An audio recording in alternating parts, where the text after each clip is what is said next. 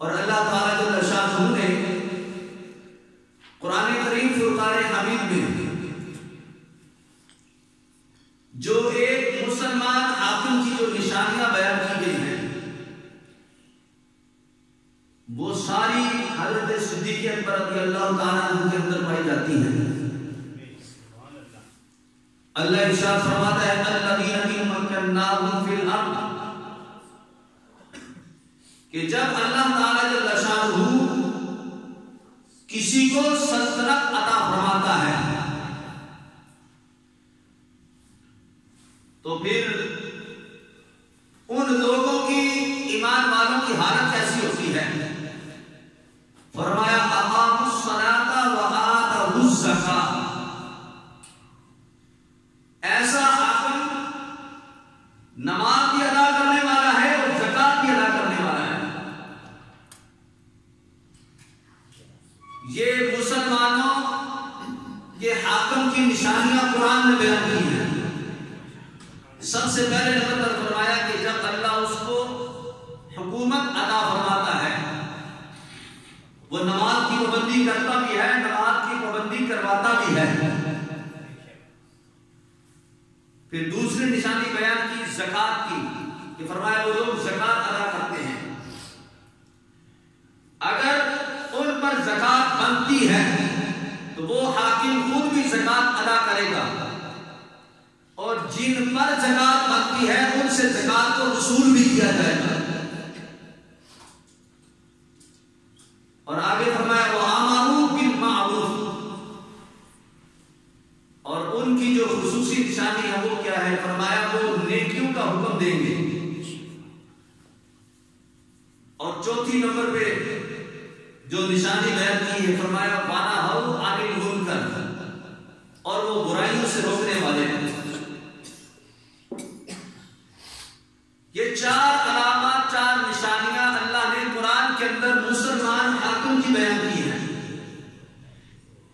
और हज़रत सिद्दीक़ अकबर रज़ियल्लाहु ताला अन्हु को अल्लाह ने ये चारों अलामत इतनी कसरत से अता फरमाई थी, इतनी कसरत से आपको अता फरमाई थी कि हज़रत अली मुर्तज़ा शेर खुदा रज़ियल्लाहु ताला अन्हु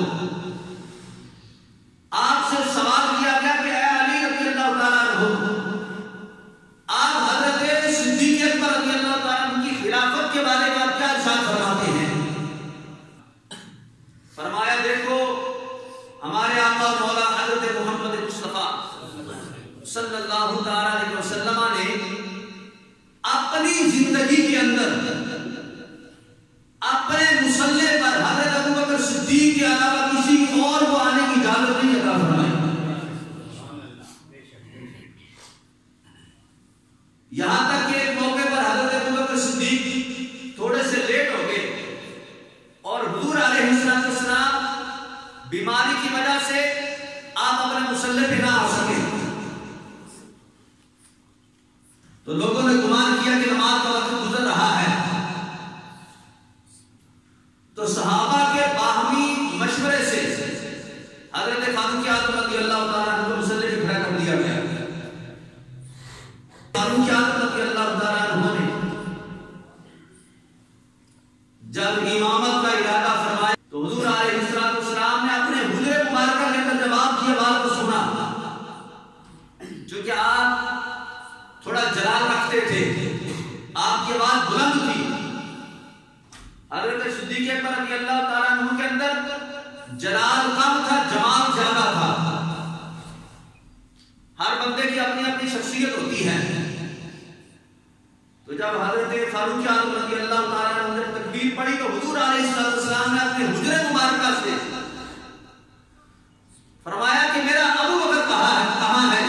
अबू बकर के होते हुए किसी और को मुसल्ले पर आने की इजाजत नहीं है। तो हज़रत सिद्दीक़ अकबर रज़ियल्लाहु ताला अन्हु ने हमारे नबी अलैहिस्सलाम के ज़माने मुबारक के अंदर कमोबेश 17 नमाज़ों की जमात करवाई, लेकिन हुज़ूर अलैहिस्सलाम ने अपनी जिंदगी के अंदर अबू बकर के अलावा किसी और को ये इजाजत ना अता फरमाई कि वो मेरे मुसल्ले पे आए और आके नमाज पढ़ाए। तो हज़रत अली फरमाते हैं जिस तरह हुजूर अलैहिस्सलाम ने अपनी जिंदगी के अंदर दीनी मामलात में, इबादत के अंदर हज़रत सिद्दीक़ अकबर रज़ियल्लाहु ताला अन्हु को हमारा इमाम मुकर्रर फरमाया था। फरमाया इसी तरीके से हमने दुनियावी मामलात के अंदर भी हज़रत अबू बकर सिद्दीक़ को अपना इमाम मुकर्रर फरमा दिया है। आज कुछ लोग हज़रत सिद्दीक़ अकबर रज़ियल्लाहु ताला अन्हु से बुग़्ज़ की वजह से वो तरह तरह के इतराज़ात करते हैं, लेकिन हज़रत अली मुर्तज़ा शेर खुदा रज़ियल्लाहु ताला अन्हु आप क्या इरशाद फरमाते हैं, फरमाया जिस तरह हुजूर ने हमारे लिए दीन के अंदर अबू बकर को इमाम मुंतखब किया, दीनी मामला ज्यादा सख्त है, तो फरमाया इसी तरीके से हमने दुनियावी मामला के अंदर भी हज़रत अबू बकर सिद्दीक़ को अपना इमाम मुंतखब कर लिया है। अब दूसरी राय की इजाजत नहीं है।